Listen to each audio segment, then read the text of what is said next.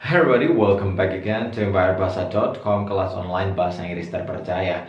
Dan kali ini kita sudah masuk kepada role dalam belajar, teman-teman. Ya, di sini memang aku pengen memberikan teman-teman beberapa role dalam belajar agar supaya pembelajaran kita mudah dan ilmu itu cepat kita tangkap, teman-teman. Karena kadang ketika kita belajar, kita menghilangkan role-role ini dalam pembelajaran sehingga kemudian ketika kita belajar kita merasa kesulitan dan lain sebagainya. Terus kok susah dalam nangkepnya, terus kok kadang kok lama banget ya bisanya, atau kadang sering banget lupanya. Nah, ternyata ada role-role-nya yang perlu kita sadari, yang perlu kita lakukan dan hindari agar supaya proses pembelajaran kita, ilmu yang kita dapat itu cepat masuknya. Oke? Kok menjadi buram? Nah, kayak gitu.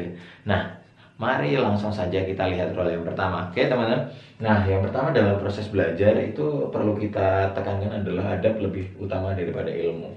Oke, teman-teman. Nah, orang berilmu itu banyak, tapi orang yang beradab itu sedikit. Even bahkan orang yang punya ilmunya tinggi, yang punya adab itu juga jarang. Maka dari itu adab lebih utama daripada ilmu, teman-teman. Contohnya sudah banyak kasusnya orang berilmu tinggi tapi nggak punya adab. Akhirnya apa? Merugikan orang lain, seperti korupsi, ya kan? Seperti sudahlah, tidak usah kita bahas. Itu artinya bahwasannya ilmu tinggi, ilmu bagus pun juga tidak cukup kayak gitu. Artinya butuh adab di situ agar kenapa? Ilmu kita bermanfaat, ilmu kita berguna, ilmu kita menjadi sebuah solusi, bukan menjadi sebuah masalah. Seperti itu ya. Maka adab dulu lebih penting daripada ilmu. Innama bu'itsu li'anutammima makarimal akhlak, teman-teman. Bahkan Rasulullah pun ketika Allah utus ke muka bumi ini pertama kali untuk apa, teman-teman? Untuk menyempurnakan akhlak, teman-teman. Right, seperti itu ya. Karena orang Arab itu dulu semuanya pintar-pintar, bukan untuk menyempurnakan keilmuan, karena orang Arab itu sudah pintar semuanya, tapi untuk menyempurnakan adabnya. Right. Kemudian yang kedua, berdoa sebelum belajar. Kita biasakan kita berdoa terus atau berdoa dulu sebelum kita mempelajari sesuatu ya, teman-teman, agar supaya dimudahkan dalam proses belajar itu. Maka saran aku selalu kita berdoa dalam belajar ya, teman-teman, agar kemudian kita mendapatkan kemudahan. Seperti itu ya. Doanya tahu ya, masing-masing, doanya masing-masing. Karena kalau doa dalam Islam gimana? Raditu billahi rabba wa bil islami dina wa bi Muhammadin nabiyya wa rasulah Rabbi zidani ilma warzuqni fahma, amin ya rabbal alamin. Nah, itu kalau doa dalam Islam. Tapi kalau dalam mungkin agama lain, mungkin saya juga kurang tahu. Nah, pasti doanya masing-masing sudah tahu. Yang penting kita berdoa dulu agar supaya apa, teman-teman? Kita dimudahkan dalam belajar. Nah, lalu kemudian yang ketiga, jangan lakukan maksiat. Nah, ini jelas banget ya. Saya pernah belajar itu dulu itu seperti ini, teman-teman. Jadi al ilmu nurun wa nurullahi la yuhdalil ma'asi. Ilmu itu seperti cahaya dan cahaya itu tidak diturunkan pada orang yang berlaku maksiat. Maka sudah jelas kalau teman-teman pengen dimudahkan dalam belajarnya, jangan bermaksiat terlalu banyak.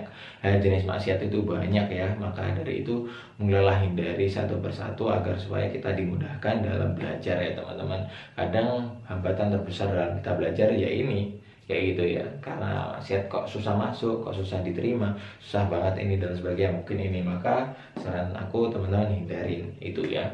Lalu kemudian yang keempat adalah harus serius. Nah, ini terkadang kita kalau belajar nggak serius, teman-teman, cuman belajarnya doang. Contoh nih, kamu berangkat ke Pare, ke kampung Inggris Pare, atau kamu mengikuti pembelajaran ini 1 bulan ya, seriusnya cuman seminggu awal, 3 minggu akhir nggak serius ya, sama saja. Nah, harus konsisten seriusnya dari minggu awal sampai akhir.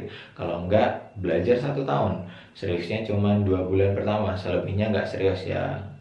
It's impossible gitu loh untuk master, untuk menguasai, teman-teman. Maka harus serius. Kasihan kadang kalau kita nggak serius, kita hanya wasting time, wasting money, wasting energy, wasting apa lagi ya, semuanya lah. Kita cuma ngabisin waktu, ngabisin uang, ngabisin pikiran, ngabisin perasaan, ngabisin semuanya lah ya. Maka dari itu sayang banget kalau kita nggak serius. Sudahlah, jangan sampai buang-buang waktu lagi, lakukan semuanya serius, right?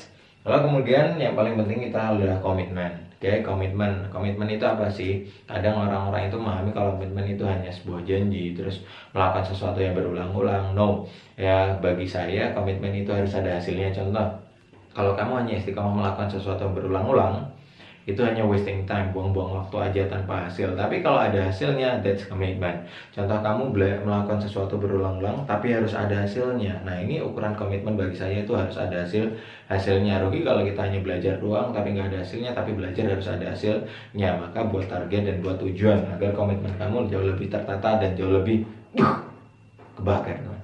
Oke, lalu kemudian yang keenam, buang kata ini nih. Ini saya paling sebel deh kalau ada orang yang belajar terus dia menyimpan kata-kata ini dalam diri. Saya sudah tahu. Nah, ini aku paling sebel sih sama orang kayak gitu. Ngapain kamu belajar kalau kamu sudah tahu kayak gitu? Mending sana kamu ngajar daripada kamu belajar karena kamu sudah tahu. Ini arti adalah seperti ini, teman-teman. Kalau kamu belajar, usahakan kosongkan ember. Kalau kamu seperti ember, usahakan setiap hari kamu belajar kosongkan agar ilmu yang datang itu masuk, teman-teman, masuk ke dalam. Kalau kamu nggak mau mengosongkan, kamu sudah bilang tahu, ini air nggak akan masuk, tertutup dengan ini mental air keluar. Maka dari itu saran aku, setiap kamu belajar, entah itu dengan siapapun atau dengan siapa orangnya, ya teman-teman, siapa orangnya, hilangkan kata-kata ini, saya sudah tahu. Nah, ini kalau misalkan saya sudah tahu dalam hati, gue udah tahu ini itu sombong berarti ya teman-teman, sombong. Nah, maka dari itu sudah jelas ya. Kalau misalkan teman-teman banyak nanti dari pelajaran saya yang teman-teman sudah ketahui, sudah dengerin aja, ikutin saja dan lain sebagainya. Karena memang di sini adalah sifatnya metode. Jadi memang ada sebagian anak-anak sudah tahu, tapi banyak juga yang belum tahu. Karena sifat metode itu adalah trik ya teman-teman, dari belajar dari awal sampai akhir itu bagaimana, dari basic sampai advance itu bagaimana. Karena banyak di antara kita juga yang nggak tahu polanya, jalannya. Nah, di sini aku sediakan urutannya itu bagaimana, metodeku itu bagaimana, dan aku tawarkan kepada kalian semuanya kayak gitu. Terkadang kita cuma tahu satu biji doang, kalau nggak sekian part, sudah mengklaim kalau kita lebih tahu, kita lebih ini. Nah, jangan, hindari itu ya teman-teman. Sekali kamu belajar, berusaha untuk menjadi ember yang kosong, hindari kata-kata saya sudah tahu. Oke? Rule dalam belajar, kalau kalian praktekkan, insya Allah ilmu itu akan mudah masuk, kalian akan cepat berkembang dan berubah. Well, itu aja. mahirBahasa.com, kelas bahasa Inggris terpercaya. Wah.